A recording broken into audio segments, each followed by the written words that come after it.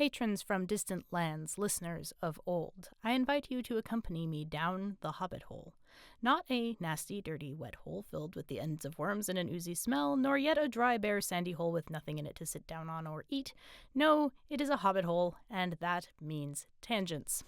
For our first expedition, I thought I would take a moment to give some additional factoids and thoughts about Denethor, things that occurred to me during my research and scripting process for my Denethor character rehab, which was a very oft-requested video and performed pretty well. I think people seemed to respond well to my breakdown there of not only how he differed in the films versus in the books, but also why those differences were significant and why this character is a sticking point for so many people who enjoy the films generally, but have some critiques, and this is one of the ones that people tend to react pretty strongly to, but why they react so strongly to it, since this is a relatively minor character and nothing much changes in terms of pure plot. It was an interesting topic. It was one that I really enjoyed exploring, but of course, when I do a character rehab, my goal is to compare and contrast a character's qualities as portrayed in the books, in different media, and just in the general cultural awareness of that character and assumptions on how they function and what they might mean, which is a pretty narrow goal, and also in the case of Denethor, a pretty ambitious one. So I had less liberty to indulge in all of my fangirling and textual history notes and trivia and all of that. The audio from the Denethor character rehab is up, and that would make a great companion to what I'm going to introduce here. I stand by everything I said in the character rehab. If you're looking for an analysis of what I think Tolkien's goals were for that character and how he's portrayed and his relationships with other major characters, that would be the place to start. Today, I want to delve into some of the extra bits, and specifically, there are 3 passages I want to look at, and the first 2 are from early unpublished rough drafts of The Lord of the Rings, published with commentary by Christopher Tolkien in the middle volumes of History of Middle-earth. I believe these passages are found in Volume 8, The War of the Ring, which is where Christopher Tolkien kind of collects all of the different versions and drafts and writings from roughly the composition of what would become the volume Return of the King. So the first 2 deal with, the beginnings, and then mostly with Fellowship, and then the next one sort of covers from Fellowship through roughly the events of the Two Towers, and then this third one focuses more in on the final stages of writing the story. And these volumes are, I don't think, as commonly read or referenced by your general run-of-the-mill lay fan obsessive as, for example, Book of Lost Tales or Lays of Beleriand, or then later on Morgoth's Ring or Peoples of Middle-earth. First few volumes of History of Middle-earth versus the last few are. And the reason for that, I think, is because unlike those other volumes, which contain stuff that was unfinished, was never really published, was certainly never published during Tolkien's lifetime, and therefore is often a source of novel or new information, these middle volumes that deal with the drafting of Lord of the Rings, they're interesting in their own way, but of course we know that Tolkien eventually did finish this book, changed or rejected a lot of what would be found in these volumes that have his rough drafts, and then published his final draft, and that's what most people have read. So it's not like you're really learning anything new about the canon, you're just learning more about Tolkien's thought processes. And it's interesting, and it's fun, and it's worthwhile, but it's also volumes that you approach kind of in a different mode and with different goals than you would, again, approach something like Shaping of Middle-earth. So the first passage I've got is what I call the Nice to Faramir AU, and this is an earlier version of the conversation that Denethor and Faramir famously have after Faramir returns from Osgiliath, and Denethor learns that he's encountered Frodo and sent him on and is rather peeved by all that. And Faramir quips something like, "I bet you wish Boromir had been there in my stead." And this is what, at one point, Tolkien would have had Denethor's response be. "Yes, I wish that indeed," said Denethor, or "no." And then he shook his head, and rising swiftly, he laid his hand upon his son's bowed head. "Do not judge me harshly, my son," he said quietly, "or believe me more harsh than I am. I knew your brother well also. Love is not blind. I could wish that Boromir had been at Henneth Hanoon when this thing came there, only if I were sure of one thing." "Sure of what, my father?" "That he was as strong in heart and selfless as you, my son. That taking this thing he would have brought it here and surrendered it, and not fallen swiftly under its thraldom. For Faramir, and you too, Mithrandir, amid all your wide webs and policies, there is a third way, but is neither the folly of wizards nor the lust of warriors." And then Christopher Tolkien's comments immediately follow.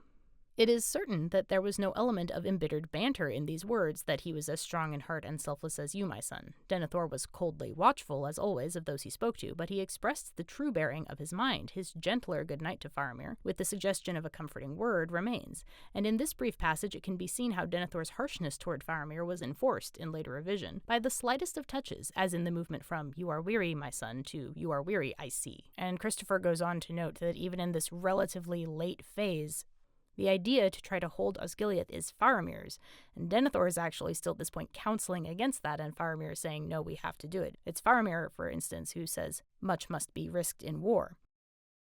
But it's on this draft that Tolkien goes on to make the notes for not only what changes he's planning on making, but why he's making them, which is something that we don't always get to see. We don't always know why he switches things around, what's going on in his head. But in this case, we do. So Christopher says this was on a slip of paper, like of course it was. And this is Tolkien's own commentary on this draft. The early conversation of Faramir and his father and motives must be altered. Denethor must be harsh. He must say he did wish Boromir had been at Henneth-Annwn, for he would have been loyal to his father and brought him the ring. Gandalf may correct this. Faramir, grieved but patient. Then Denethor must be all for holding Osgiliath, like Boromir did, while Faramir and Gandalf are against it, using the arguments previously given to Denethor. At length, in submission but proudly, to please his father and show him that not only Boromir was brave, he accepts the command at Osgiliath. Men in the city do not like it. This will not only be truer to previous situation, but will explain Denethor's breaking up when Faramir is brought back dying, as it seems. So on the one hand, we have the nice to Faramir version as a sort of proof or evidence that, at least as originally conceived, Denethor did love Faramir pretty deeply, and in this version he expressed that love. Now, you can counter that by saying, well, Tolkien just told us that he's rejecting this version and he's making Denethor more harsh, and he goes back and he makes the changes, and if you read the conversation in Return of the King, you can see just how little of that original fatherly affection makes it into the final version. I heard a couple of weeks ago, I think it was on a Tolkien lore video, one that he had done on what is canon, that whole question. And he, I believe, was referring to a statement that Corey Olsen had made, so this is several chains removed from the source, but the statement was something along the lines of, just because a version was abandoned doesn't mean Tolkien rejected that version. He just chose not to include those parts in his subsequent draft for whatever reason. And here again we see his reasons. Now, what Tolkien rejected was specifically the dialogue and Denethor's communication of his feelings. That doesn't necessarily mean that he's rejecting the feelings themselves, if that makes sense. What he's appearing to change is not Denethor's love for Faramir, but the ease with which he expresses it. And again, look at what he tells us about why he's going to make this change. He argues that it's going to make more sense for Denethor to have this catastrophic breakdown over his son's death if he feels like they parted on bad terms. This is not the kind of thing that matters to you if you actually don't care about someone and you have a fight with them and they go off and die. This is the kind of thing that happens when you realize, oh no, I've made a mistake and now it's too late to fix it. And what's unfortunate here is I think you can argue that Tolkien maybe goes too far in the other direction. He does such a good job of having Denethor veil any affection and care for Faramir behind his arrogance and frustration, that when he descends into despair, prompted by Faramir's apparent mortal wounding, in the moment when you're reading it for the first or even the second time, it can kind of feel like it's coming out of nowhere. I think this might be a case where authors tend to forget sometimes that their audience not only is not privy to their thought processes, but hasn't seen all of the drafts. So, of course, to Tolkien, it may have been very self-apparent that Denethor cared deeply for Faramir, because Tolkien would be so intimately acquainted with all of the previous drafts in which his care is maybe a little saccharine or overstated, to the point where Tolkien deemed it kind of unrealistic and it would ring more true if they had more conflict. Well, then he emphasizes the conflict to the exclusion of any kind of mutual respect or affection. So you kind of have to piece it back together and retcon it back in. And I think it's just really interesting to read the finished version with the awareness of some of those early drafts in the back of your mind. I think it's almost like when you're reading published Return of the King, you're reading what Denethor's saying, but the rejected version or the previous version gives an additional insight to the things that Denethor may have been thinking or feeling. And this is one of the things that makes Denethor kind of a cool character, is that he is so good at dissembling and hiding and deflecting that it's difficult not just for the other characters, but for the reader to really tell what his actions might signify, what he's revealing, what's sincere versus what's a ploy. Even a character like Gandalf, that other characters note as opaque and indirect and speaks in riddles, is much more transparent and sincere with what he's actually feeling. Not so with Denethor, so kind of any little crumb of additional context you can glean is going to, I think, enhance a reading of his character. The next thing I want to look at is some of the changes made to what I'm calling the "this is why I'm burning myself and my son alive" monologue, where Denethor and Gandalf are having kind of a dialogue about Denethor's motivations for his decision to kill himself and his son, and Gandalf presents some arguments against that course of action, and Denethor unfortunately remains very committed to it. And the canonical official interpretation of this exchange and what supposedly happened, it kind of runs as follows. So Denethor and Faramir part on bad terms. Faramir goes out to execute his father's will and does so as valiantly as possible, but is seriously wounded in the process and is returned to Minas Tirith. He's failed to achieve his objective, and he's also now likely dying. As you can imagine, Denethor is not thrilled by this. This is a pretty serious blow, but he remains in control of himself at first until he goes up and uses the Palantir. And presumably, Sauron manipulates the Palantir to show him only how desperate his situation is, reinforcing it by showing him the black ships that are coming up the Anduin toward Minas Tirith, but not allowing him to see that the ships have in fact been commandeered and are actually carrying reinforcements. Upon seeing this, Denethor becomes convinced that he has now sacrificed both of his sons and essentially ended his line in a futile attempt to preserve a doomed civilization. Their defeat is inevitable, and seeking a quick, clean death as soon as possible is better than waiting around to see the inevitable, unspeakable suffering and horror and indignity of their defeat, which is going to come one way or another, whether or not Minas Tirith actually persists through this night or it takes it a couple more weeks for Sauron to mount his second assault. This is like the most noble and sympathetic possible interpretation of Denethor's character and motivations, and thematically it contrasts with and underscores beautifully the entire theme of the book that Frodo and Sam are working out, which kind of hinges on the Amdir-Estel distinction. How do you go on having hope for the world and for creation long after the point where you've lost any personal hope for yourself or even for the things and people that matter to you? And just how difficult that is even for the best equipped people, but also how necessary it is, because losing that hope leads you to do some really appalling things and basically go full anti-villain, which is what Denethor is doing here. But while it works really well thematically, from a purely emotional and character development or arc perspective, and also from a logical perspective, there are some issues with this interpretation. And it was actually way back when I was examining Denethor's defense of his actions, to include him in my list of worst parents, that I first noticed not necessarily plot holes, but wrinkles. Little things in the published version that seem kind of weird, don't quite add up, and very strongly suggest that something else is going on here. One of the problems is Denethor really already seems to know how slim their chances are, and he's kind of made his peace with dying himself in battle to the very last gasp and potentially sacrificing his sons. He's already lost the one he likes best. Both he and Faramir are acutely aware of and seemingly have accepted the fact that the likelihood of Faramir's death is statistically significant at least.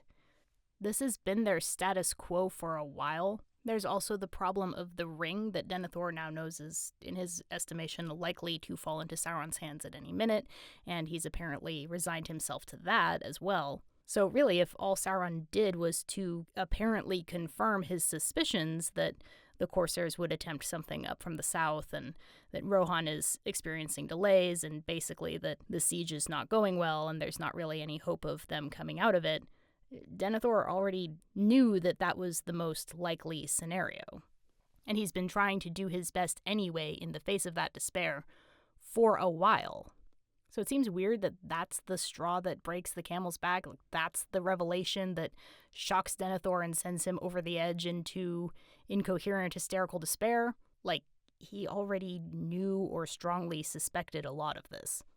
Tolkien also includes in the appendices the fact of the pre-existing relationship between Denethor and Aragorn under his assumed identity of Thorongil. When they were both young men, they were captains under Denethor's father Ecthelion. Denethor viewed Thorongil as a rival. He was much more popular with the people than Denethor was, and he conveniently slipped out the back way, basically to avoid the probability that that rivalry was going to erupt into open conflict, is the implication. And Denethor had come to suspect that Thorongil's secret identity had something to do with the heir of Isildur. Now, that's a very interesting, juicy detail that in the Lord of the Rings never really gets a payoff. There's no big reveal where Denethor realizes, aha, it's you, and Denethor would be the only one who would be in a position to make that realization, because Boromir doesn't seem to have been aware of it. The hobbits at the time aren't aware of it. Gandalf's aware of it, but he's not going to let it slip. So, we know that Denethor has this nagging suspicion, and he's actually right, but he never gets confirmation of that, at least, again, not officially. And finally, there's the actual material of the argument he makes to Gandalf, where he starts with that sort of cosmic despair that's meant to be a foil for Frodo. He sees that the might of Mordor is insurmountable, and therefore he declares that he doesn't want to keep fighting and suffering anymore, he just wants it all to end. But very quickly, he starts talking about other things, like how Gandalf has been scheming this whole time to supplant him, and how he's gotten a lot of information out of Pippin, and he knows what's going on, and he won't be taken for a fool. And Gandalf says, I get it, you don't want to be replaced as the ruler of Gondor, but what is it that you do want? And Denethor basically says, well, if I can't have Gondor, nobody can have it. If I can't have my son's loyalty, no one can. And if I can't live in the Gondor I've been accustomed to live in, if I can't rule as I have been accustomed to rule, then I would just rather have everything be obliterated. I would choose not, rather than kind of this half and half proposition that he accuses Gandalf of holding out to him. And that doesn't really make any sense if his sole motivation is his utter despair at the prospect of Gondor's survival. Why are you so worried about who's going to rule Gondor and what it's going to look like in the future if you're so thoroughly convinced that in a few months' time there will be no Gondor? So at the time I thought, doesn't it make a lot more sense, and wouldn't all these problems be resolved, if what Denethor had seen in the Palantir was not just the ships coming up the Anduin, but also who was captaining them? It's kind of weird that that's so strongly suggested by the text when we know that's not supposedly what's actually happened. But then as I dug deeper and got into the earlier drafts, I realized there's a very good reason why that suggestion is there, and it's because that was actually the original version of the chapter. So here's some more of Christopher Tolkien's commentary. Most of the essential ideas of the chapter were present here, and one that was rejected. Denethor knew who was aboard the Black Fleet and what his coming meant. This knowledge he derived from the Palantir, and since it is present also in the brief preceding Outline B, the existence of the Palantir in the White Tower must be presumed there also. And then later on, as he's comparing further material, some very late drafts with what ended up being the published version in Return of the King, he says, the page continues very close to the final text, except in the view taken of Denethor's knowledge of Aragorn and the Black Fleet. In RK, Return of the King, as final proof that the power arrayed against Minas Tirith is too great for any withstanding, Denethor declares to Gandalf that even now the wind of thy hope cheats thee and wafts up Anduin a fleet with black sails. He, therefore, does not know who is aboard. But, after Gandalf's reply, such counsels will make the enemy's victory certain indeed, he goes on to accuse him of commanding Pippin to keep silence, and of installing him as a spy in his chamber, and yet in our speech together I have learned the names and purposes of all thy companions. So, with the left hand thou wouldst use me for a little while as a shield against Mordor, and with the right bring up this ranger of the north to supplant me. As the text stands in Return of the King, it is not clear what Denethor means by with the right hand, for he does not know that it is the upstart Aragorn who is coming up the great river. From the present text F, however, it is clear what Denethor did originally mean by with his right hand. Here he does not mention the Black Fleet in the first of these speeches, and in the second he makes no reference at all to Pippin, so that it is not from Pippin that he has learned of Aragorn's coming, but then he goes on, but I know your mind and its plots. Do I not see the fleets even now coming up Anduin? So, with the left hand you would use me as a shield against Mordor, and with the right hand bring up this ranger of the north to take my place. Here it is obvious that he does know who is aboard. With his left hand, one might suppose he gestures towards Osgiliath, and with his right toward Pelargir. And he knew it from use of the Palantir, as is expressly stated in the outline C. Denethor has a Palantir, he has seen the coming of Aragorn. So it's neat that even in the version where Denethor is given a very different motivation and the state of his knowledge has been changed and also where he's derived those pieces of knowledge, so much dialogue and characterization, especially in the scene, is carrying over from the previous version that it's almost coloring how the scene plays out. It's like kind of like a palimpsest almost, where you can see the previous text underlying the sort of canonical one. And I think that number one, it's just really neat that you can trace that evolution. But number two, like I said, I think it shows how Tolkien's priorities were shifting with the character of Denethor and his ultimate fate. His character and his emotions and his reasoning becomes altered to fit better with Tolkien's thematic concerns. But again, as far as I'm concerned, the character per se, as originally conceived, it just makes so much more sense that the thing that tips him over the edge is realizing that this rumored ranger that he's been hearing so much about is actually on his way now to heroically rescue Minas Tirith from the jaws of defeat, and oh god, it's Thorongil, not him again.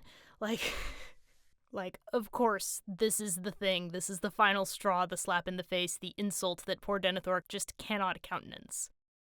And all of this segues neatly into the third and final passage I wanted to include here, which is not from History of Middle-earth. It is from the published final canonical version of Lord of the Rings, but it is from the Appendices. So these are some abridged excerpts from Appendix A, Section 4, Gondor and the Heirs of Anarion, subsection The Stewards.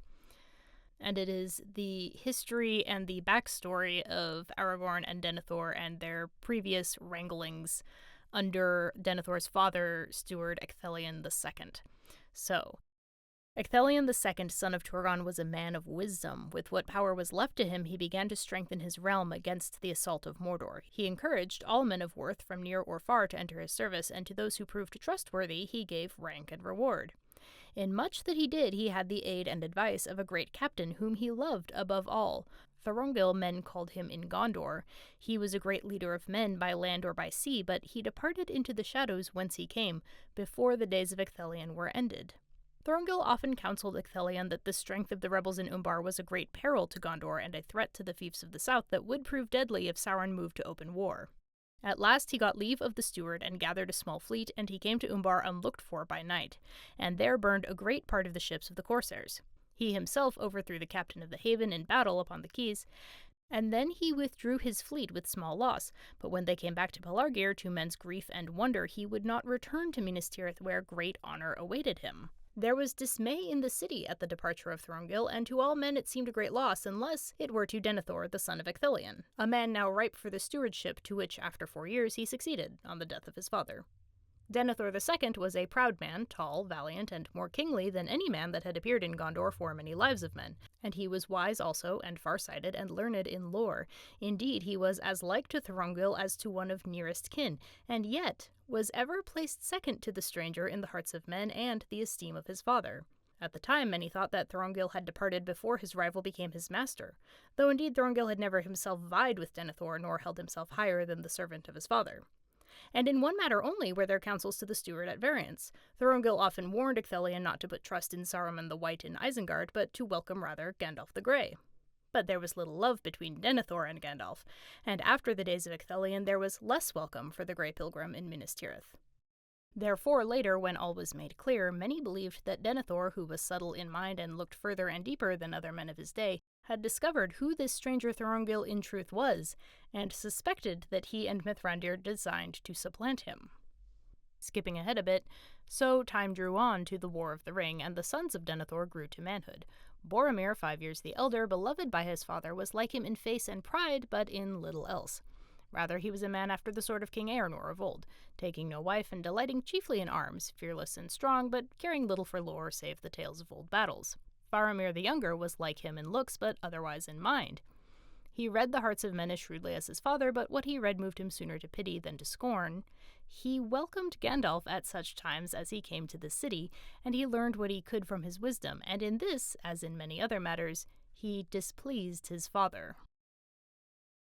So just look at the dynamic here. We have the wise steward Ecthelion, his two captains, one his son and the other one his sort of adopted son. One of them very charismatic, renowned for his deeds of great daring, and the other one overlooked despite his wisdom and competency and valor. Does this remind anyone of anything? Because to me it sounds like, I don't know, exactly the same scenario that Denethor later perpetuates with his own sons. Now, at first it seems weird to consider Denethor capable of such spectacular lack of self-awareness, and that's probably partly responsible for it, but I think the other part of it here is that Denethor does recognize the parallels in the situation, and that, if anything, is reinforcing his favoritism of Boromir. So my proposal is that this shows Denethor's history has affected his relationship to his sons on both a semi-conscious and then also a subconscious level. Subconsciously, I think that Ecthelion's attitude toward this interloper mysterious captain gave Denethor something of an inferiority complex that, of course, he has repressed deep, deep down into the basement of his psyche, never to see the light of day.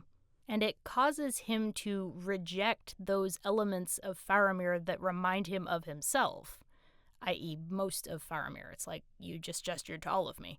So even though he would likely never admit it to himself, I think Denethor's self-loathing is a contributing factor in why he is so disproportionately hard on Faramir.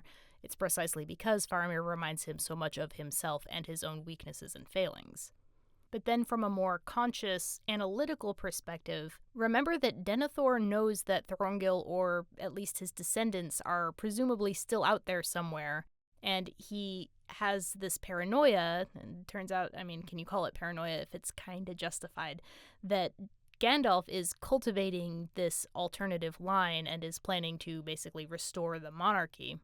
And he remembers that Thorongil was way more popular with his dad and with the people than Denethor himself was. So what he recognizes is that if it comes down to a popularity contest between Denethor and Thorongil, or one of Thorongil's charismatic descendants, Denethor is going to lose. And Faramir being the same way, and typically being underestimated by the people of Gondor, even the ones who love him and are loyal to him, he probably wouldn't stand much of a chance either. So Denethor's counting on being able to kind of fight fire with fire here, and planning to use Boromir to win the hearts of the people should someone ever appear to make a serious claim to the throne. And again, you could argue that some of this is kind of happening on a pre-conscious level, but Denethor's pretty politically savvy. We know that he's thought long and hard about this situation with the potential heir returning. You have to imagine that he looks at Boromir and Faramir, their strengths and weaknesses, weighs their odds of being able to succeed, realizes that it's only Boromir who would have a prayer, and then sinks all of his eggs into that basket. Now, this is a comment that's less about Denethor or Faramir's character conceived as an individual, and more about the weird, trippy little dynamic between Denethor and his sons and all of their satellite associates. And so I didn't get the chance to tease it out as much in either the Denethor or the Faramir character Rehabs, though I did hint at it. But I think it's a really revealing thing to consider about their collective relationship, and it helps to kind of explain or understand why some of these characters are making the decisions they're making and how they feel about those decisions. And plus, it's just like, the potential for drama is just so rich and delicious and painful and awful, and I love it. It's just great. It's such a messed up dynamic that you almost expect them to be Finweans. So those are my passages, those are my comments. That's where I'm going to call this one. I'm looking forward to hear what people think. Have I given you further food for thought on Denethor? There's some people who still just really don't like the guy, even after they've explored all of his more sympathetic qualities and the detail and intricacy of his backstory. Maybe that's you, let me know. Or maybe you're like me and you are completely ready for the 6-part miniseries spin-off that just focuses on young Denethor and how many problems he creates for himself. It's going to be great stuff. Thank you all so much for coming on this journey down the Hobbit hole with me, and I will see you all next time.